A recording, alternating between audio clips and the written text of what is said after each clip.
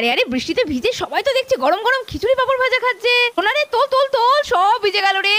এই তো দিদি ভাই হয়ে গেছে, এই তো তুলে ফেললাম। আরে হেনা, ঈশা, ভিকি, এই পড়ি তোরা যা ঘরে যা, বৃষ্টিতে ভিজে যাবি তো। এই হলো আমাদের ছোট্ট পরির বাড়ি। আর ইন্দু তো সকাল সকাল মনে হচ্ছে অনেক জামা কাপড় কেচে উঠলো। বাবা, হলো এক কারি জামা কাপড়, এই কাচতে বসলে যেন শেষই হতে চায় না। জামা কাপড় তো কাচলাম, কিন্তু আকাশটা তো মনে হচ্ছে ভার হয়ে আছে, এইরা মেঘ মেঘ করে আছে। আজ আবার বৃষ্টি হবে না তো ঠাকুর? পরির বাবা বলছিল বটে ওই কি যেন একটা ঝড় আসবে, তার জন্যই কি নিম্নচাপ হচ্ছে নাকি? এই সেরেছে, আমি তো এক গাদা কেচে ফেললাম, শুকোবে না মনে হয়। না না, তাড়াতাড়ি মেলে দি, হাওয়ায় হাওয়ায় তো নিশ্চয়ই একটু শুকোবে। আর এমন সময় ঘর থেকে তো ডোনা বেরিয়ে এলো। আরে ও দিদি ভাই, আজকে আবার এসব কাচাকুচি করতে গেলে কেন? এ বাবা, দিদি ভাই তুমি আজ এত কাচাকুচি করতে গেলে কেন? তুমি জানো না আজকেই তো বিকাল থেকে ওই রেমাল ঝড় আসার কথা গো। দেখো মেঘের অবস্থা কেমন, বৃষ্টি মনে এলো বলে। হ্যাঁ রে ডোনা, আমিও তো এখন তাই ভাবছি আর পস্তাচ্ছি, কিন্তু কি করব বল? জানিস তো তোর দাদা ভাই আর ওই আমার পরি সারা দিন একটা জিনিস একদম নোংরা করে যাচ্ছে তাই করে দেয়। দুদিন রেখে দিয়েছিলাম, ভাবছিলাম একবারে কাচবো, কিন্তু ভাবছি এরপরে যদি আবার ঝড় বৃষ্টি শুরু হয় তখন তো আর কাচাকুচি করতে পারবো না, তাই জন্য যে কেচেই ফেললাম রে। কিন্তু যা আকাশের হাল, আজকেই না সর্বনাশ ঢালে। আচ্ছা দিদি ভাই চলো চলো চলো, তাড়াতাড়ি বরঞ্চ ওগুলো সব হাতে হাতে মেলে ফেলি আমরা। করবি তো না? আয় না, তাহলে একটু খুব ভালো হয়। হ্যাঁ হ্যাঁ দাও, ওই জন্যই তো এলাম। কি সুন্দর হাওয়া দিচ্ছে গো দিদি ভাই। আর দেখতে দেখতে সব জামা কাপড় আমাদের ডোনা আর ইন্দু হাতে হাত লাগিয়ে পরপর মেলে দিল। যাক, এই শাড়িটা খুব নোংরা হয়েছিল, ঠাকুর ঠাকুর করে জলটা ঝরে গেলেও তো হয়। ও দিদি ভাই, পাতলা জামা কাপড়গুলো হাওয়ায় হাওয়ায় শুকিয়ে যাবে, কিন্তু এই মোটা জিন্সের প্যান্ট সহজে শুকোতে চায় না। আজকে তুমি না কাচলেও পারতে ওটা। হ্যাঁ রে ডোনা, আর কি বলতো, একবারে না শুকালে না জামা কাপড়ে কেমন একটা ভটকা ভটকা গন্ধ বেরোয়। আর এদিকে ইন্দু আর ডোনার কাপড় মেলা শেষ হতে না হতেই আমাদের ছোট্ট পরি আর তুলি তো বাইরে বেরিয়ে এলো। ও তুলি দিদি, দেখো দেখো কি সুন্দর মেঘ করেছে আর কি সুন্দর হাওয়া দিচ্ছে গো। হ্যাঁ রে বুনু, কি ভালো লাগছে। দেখ দেখ, পাখিগুলো কি সুন্দর কালো মেঘের উপর দিয়ে উড়ে যাচ্ছে। ওই দেখ সাদা বক, কি ভালো লাগে কালো মেঘের উপর সাদা বকগুলো গেলে। ও আরে আরে, গায়ের মধ্যে জল পড়লো কোথা থেকে? বৃষ্টি কি শুরু হয়ে গেল নাকি? আরে বুনু, ওই দেখ ওপরে মাসিমণি কাচাকুচি করে মেলেছে, সেই জলই তোর গায়ে পড়ছে। বৃষ্টি এখনো শুরু হয়নি রে। মামা মামা, ও মামা শোনো না। বলো মা, কি হয়েছে? আবার এখন বেরিয়ে এলে কেন? মেঘ করেছে কিন্তু খুব। আরে মামা, ওটাই তো কথা, এত সুন্দর মেঘ করেছে, এত সুন্দর হাওয়া দিচ্ছে আজকে না মামা। থাক, আমার বোঝা সারা। খিচুড়ি তো। এই তো মাসিমণি, তুমি তো আমাদের মনের কথা বুঝে ফেলেছো। সত্যি দেখেছিস ডোনা? আচ্ছা, বাড়িতে মনে হয় কেউ বাদ নেই। হ্যাঁ, এই খিচুড়ি সবার প্রিয়। হ্যাঁ হ্যাঁ, বুঝতে পেরেছি মা। ঠিক আছে ঠিক আছে, আজকে না একটু খিচুড়ি চাপাবো। কি মজা, আজকে খিচুড়ি খাবো, বৃষ্টিতে তো ভিজবো। তুলি দিদি এ বুনু, বল বল, তাহলে হাফু চুপুচ বৃষ্টি আর হাফু চুপুচ খিচুড়ি। দেখ ডোনা, দেখ কি অবস্থা। হ্যাঁ, মেঘ দেখলো, বৃষ্টি এখনো শুরু হয়নি, আদৌ হবে কিনা সেটাও জানি না। এখনই ওনাদের খিচুড়ি হুটোপাটা বেঁধে গেল। ও দিদি ভাই বলছি, তোমার হাতের খিচুড়িটা কিন্তু সত্যি খুব ভালো হয়। আর শোনো না, এই বিকালের দিকে একটু পকোড়া করো না, বেশ মুড়ি মাখিয়ে তেল দিয়ে, আর গরম গরম পকোড়া। মনে আছে দিদি ভাই, সেই একবার যখন ঝড় হয়েছিল আগের বছর, আমরা সবাই মিলে ঘরে বসে কি আনন্দ হয়েছিল বলো তো? হ্যাঁ রে, আনন্দ তো হয়, কিন্তু খুব চিন্তাও হয়। যা তোলপাড় হয়, এই সমস্ত সব কিছু লন্ডভন্ড হয়ে যায়, সে আরেক জ্বালা। কত কি ভেঙে পড়ে, গরিব মানুষের তো আরো কষ্ট। হ্যাঁ, তা অবশ্য ঠিক বলেছো দিদি ভাই। আচ্ছা শোনো, বাদ দাও, চলো চলো চলো, তাহলে রান্নার জোগাড় জান্তিটা সেরে ফেলি। আর কিছুক্ষণের মধ্যেই ইন্দুরনা তো চাল ডাল হাতে নিয়ে বসে পড়লো রান্নার তোড়জোড় করতে। দিদি ভাই, এটা মনে হচ্ছে সোনামুগের ডাল, কি সুন্দর গন্ধ গো। হ্যাঁ রে ডোনা, তো দাদা ভাই আগের দিন নিয়ে এসছে, ও এই ডালটা খুব ভালোবাসে, দেখবি দারুণ সেন্ট বেরোয়। এদিকে ইন্দুরনার কথা শেষ হতে না হতেই আমাদের হেনা আর ঈশা তো বেরিয়ে এলো। কি সুন্দর একটা গন্ধ বেরোচ্ছে না গোবিন্দভোগ চালের? আরে তুই কি গোবিন্দভোগের গন্ধ শুকছিস? দেখ দেখ, আকাশটা একবার দেখ, তাকি কি রোম্যান্টিক। আরে আকাশ কি পাশের বাড়ির ছেলে নাকি রে, এত রোম্যান্টিক বলছিস যে? ও হেনা, তুই না কেমন জানি না, সুপারির মতো রসকসীন। দেখ দেখ দেখ, কালো মেঘ, একটু পরে বৃষ্টি আসবে, এত সুন্দর ওয়েদার, রোম্যান্টিক নয় তো কি বল দেখি? আমার না এইরকম ওয়েদারে খুব গান গাইতে ইচ্ছা করছে, বুঝলি না?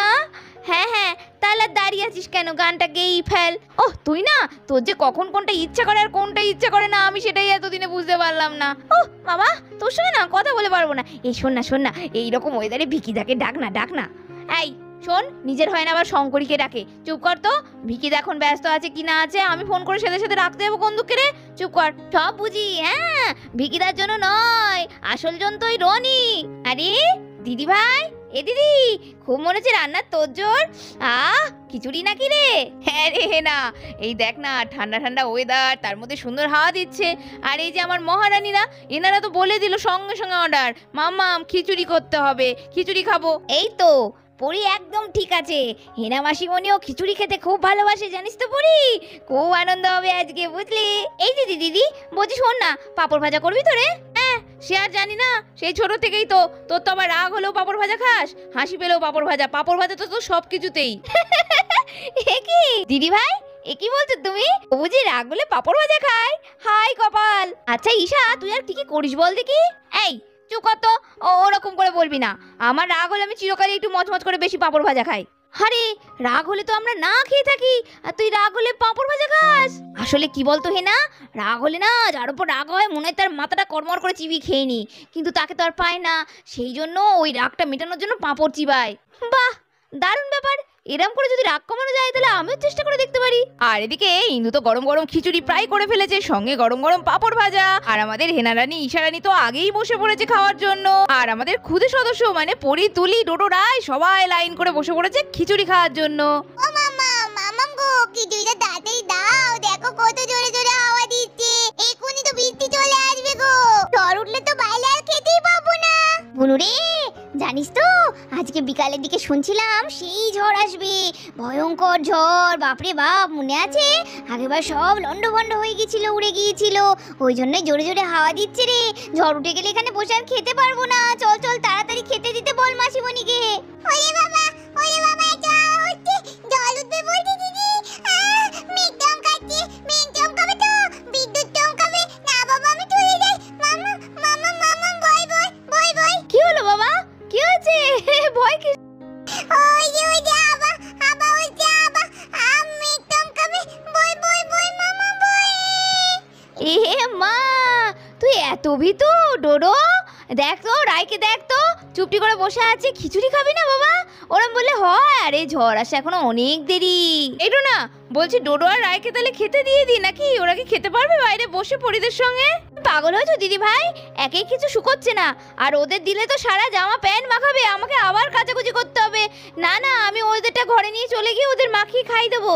আচ্ছা শোন, আমার তো খিচুড়ি পাঁপড় ভাজা হয়ে গেছে, গরম গরম খেতে ভালো লাগবে, তাহলে ওদের দিয়ে দি, তুই একটু হেল্প কর আমায়। তার মধ্যে আকাশের অবস্থাও ভালো নয় রে, বৃষ্টি চলে এলে আর বাইরে বসা যাবে না।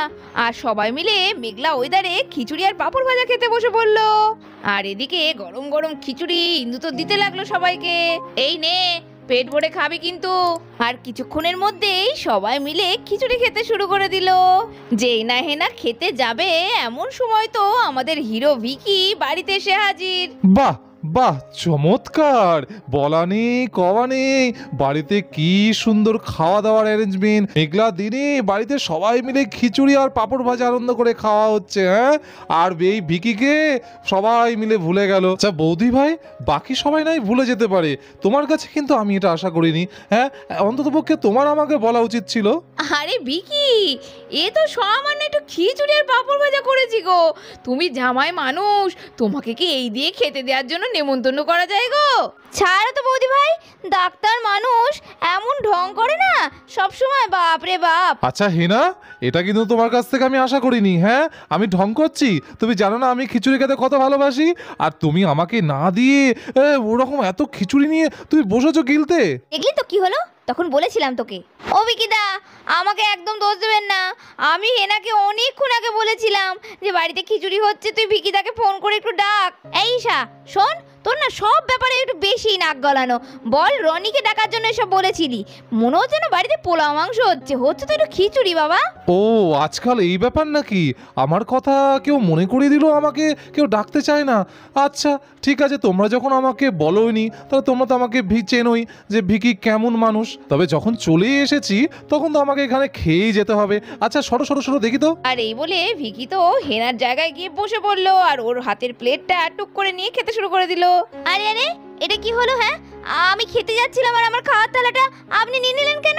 কেন আমার বাড়ি থেকে খিচুড়ির অভাব ছিল? বৌদি ভাই, তুমি ওকে আলাদা করে দিলে না? দেখো আমারটা কে খেয়ে নিল। বেশ করেছি, আলবাত করব। আমাকে যেমন ডাকোনি তেমন তোমারও খাওয়া হবে না। আমার খিচুড়িটা আমিই খাবো। হ্যাংলা কোথাকার, খান তাহলে, আমি চলে যাচ্ছি। হে ভগবান, আমি কাদের পাল্লায় পড়লাম বলো দেখি। এই হেনা, তুই যাবি কেন? আমার এখনো কত খিচুড়ি উঠবে না রে সবাই খেলেও। তুই নে না, আরেকটা থালায় আমি তোকে বেড়ে দিচ্ছি, ওটা বিকি খাচ্ছে খাক। আর এমন সময় জোরে জোরে হা দিতে লাগলো, আর তার মধ্যেই শিরশির করে বৃষ্টি পড়া শুরু হয়ে গেল। বুনুরে, বৃষ্টি পড়তে শুরু করেছে, শিগগিরই খেয়ে নে। আরে আরে, কি সুন্দর বৃষ্টি পড়ছে, বৃষ্টির মধ্যে খিচুড়ি খাচ্ছি। আহা, এই না, ফিসফিস করে বৃষ্টি পড়তে শুরু করে দিয়েছে রে। যেটুকু হাওয়ায় শুকিয়েছিল সব আবার ভিজে যাবে। চল চল, আমরা জামা কাপড়গুলো তুলে ফেলি তাড়াতাড়ি। হ্যাঁ হ্যাঁ দিদি ভাই, এই রাই, যা যা, ভাইকে নিয়ে ঘরে যা। আর দেখতে দেখতেই ইন্দু আর ডোনা হুটোপাটা করে জামা কাপড়গুলো তার থেকে তুলতে শুরু করে দিল। ডোনা রে, তাড়াতাড়ি তোল, বৃষ্টিতে সব ভিজে গেল রে। আয় ভগবান, কেন আজকে কাজতে গেছিলাম। আরে দিদি ভাই, তুলে তো ফেলেছি। আরে ভালো করেছো, এরপরে দেখো এই যা লাগলো, কবে ছাড়বে, বরঞ্চ তোমার জিনিসগুলো শুকিয়ে গেছে অনেকটাই। আচ্ছা এই ঈশা, হেনা রে, ও ভিকি, খাওয়া দাওয়া হয়ে গেলে ঘরে যাও গো। বৃষ্টি শুরু হয়েছে, মেঘের অবস্থা ভালো না, তখন আবার ঝমঝম করে বৃষ্টি এলে ভিজে যাবে। আর এদিকে ডোনা তো এক এক করে বাকি জামা কাপড়গুলো তুলতে লাগলো।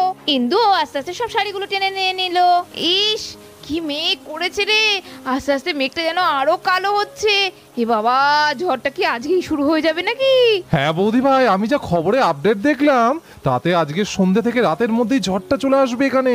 আচ্ছা ভিকি বাবু, আপনি কি জ্ঞান পাপি? হ্যাঁ, আপনি জানেন তো আজকে সন্ধ্যে থেকে বিকাল থেকে ঝড়টা উঠবে, আর আপনি কি বলে রাস্তায় বেরিয়েছেন? আমার খুব ভয় করে। এত সতর্কতা জারি করছে চারিদিকে, টিভিতে, ফোনে, সব জায়গায় শুধু রেমাল আর রেমাল, আর আপনি এর মধ্যে এখানে এসেছেন কেন? ও খাওয়া হয়ে গেছে, এবার আপনি তাড়াতাড়ি বাড়ি যান তো। আরে হিনা, তুমি আমাকে এরকম ভাবে তাড়িয়ে দিচ্ছ।